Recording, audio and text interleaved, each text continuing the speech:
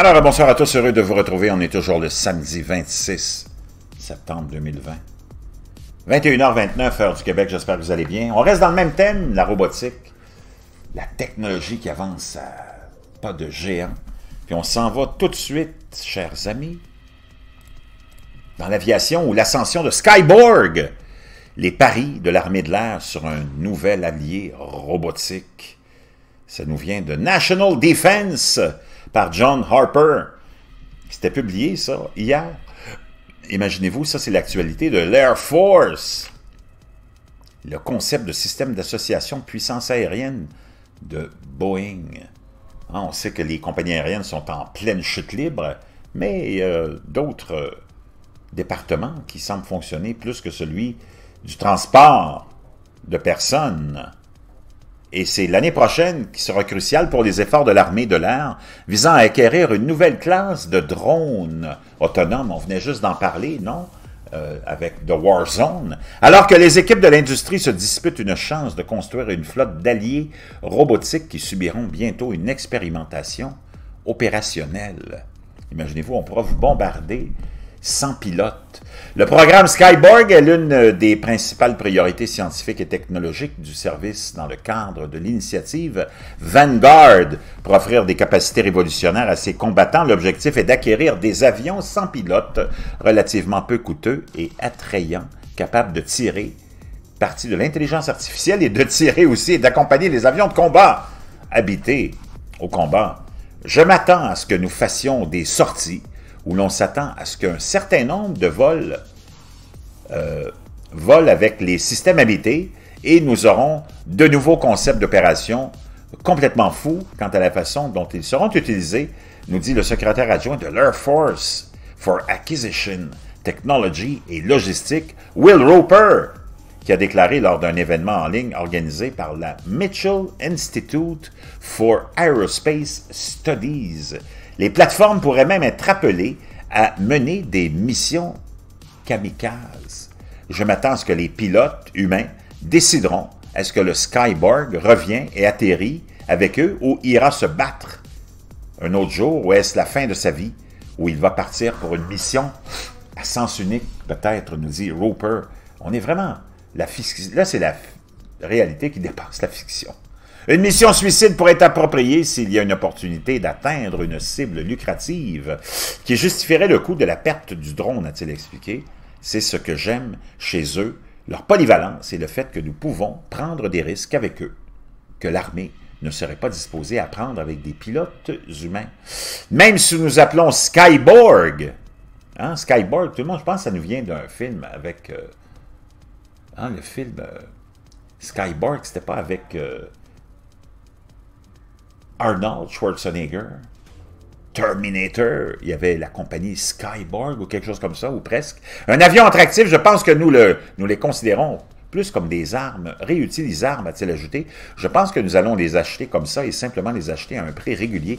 Les systèmes pouvaient non seulement voler aux côtés des avions de combat, mais aussi servir d'alliés robotiques pour d'autres types d'avions tels que les bombardiers, les pétroliers. Ils apporteraient une variété de capacités sur le champ de bataille, servant de capteurs, de brouilleurs ou de tireurs. Brick, le général Dale White, responsable du programme pour les chasseurs et les avions avancés au Centre de gestion du cycle de vie de l'armée de l'air, a déclaré que l'armée envisage environ 15 ensembles de missions potentielles différentes pour les drones. En outre, les plateformes pourraient servir de banc d'essai pour un futur ensemble d'algorithmes avancés R2-D2, tiens, un autre film de science-fiction ici auquel on fait référence, nommé d'après le robot pratique de la franchise cinématographique Star Wars. La technologie devrait permettre de piloter des avions de manière autonome. Skyborg va être l'un des systèmes les plus faciles à placer R2-D2 en premier parce que ce sera un système à faible coût, a déclaré Roper. C'est censé prendre des risques. Ce sera OK si R2-D2 a du mal à apprendre à voler et se bloque à plusieurs reprises. Le programme Skyborg, qui jette les bases d'une nouvelle famille du AS, capable de prendre des décisions à des vitesses de machine, entre maintenant dans une nouvelle phase. L'armée de l'air a annoncé fin juillet qu'elle avait attribué des contrats de livraison indéfinis quantité indéfinie à Boeing, General Atomics, Northrop Grumman et Kratos Defense, celle dont on parlait tout à l'heure dans l'autre article de Warzone. Ce qui permettra aux 4 sociétés de se concurrencer pour jusqu'à 400 millions de dollars de commandes de livraison de prototypes. Les entrepreneurs ont été sous-sélectionnés après un concours avec 18 participants. Cependant, aucun fonds n'était engagé au moment de l'attribution. Ils viendront avec chaque commande individuelle. Boeing propose une variante de son Air Power Teaming System, un allié robotique développé en Australie. C'est une autre étape de nos efforts, dans nos efforts pour intégrer et faire progresser nos technologies autonomes et notre expérience de prototypage issue de décennies de recherche et développement réussi dans ce domaine, a déclaré un porte-parole de l'entreprise dans un courriel. ATS est conçu pour répondre aux exigences opérationnelles dont les clients ont besoin dans le monde entier. Nous continuons de constater l'intérêt du ministère de la Défense pour cette capacité et nous sommes engagés avec la base industrielle américaine sur les opportunités de missioniser l'avion pour les besoins américains. General Atomics Aeronautical Systems, fabricant des véhicules aériens sans pilote MQ-1 Predator et MQ-9 Reaper, télécommandés, qui ont acquis une renommée pendant des guerres post-11 septembre, a refusé de discuter des détails de ces prototypes.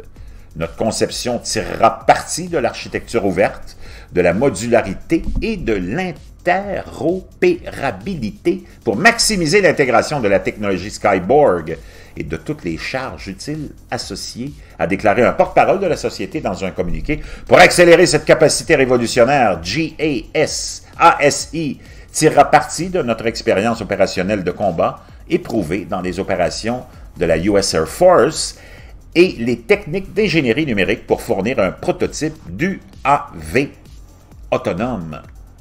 Le développement d'aéronefs sans pilote bénéficie de plus en plus des améliorations apportées à l'apprentissage automatique et à l'intelligence artificielle, a noté le porte-parole.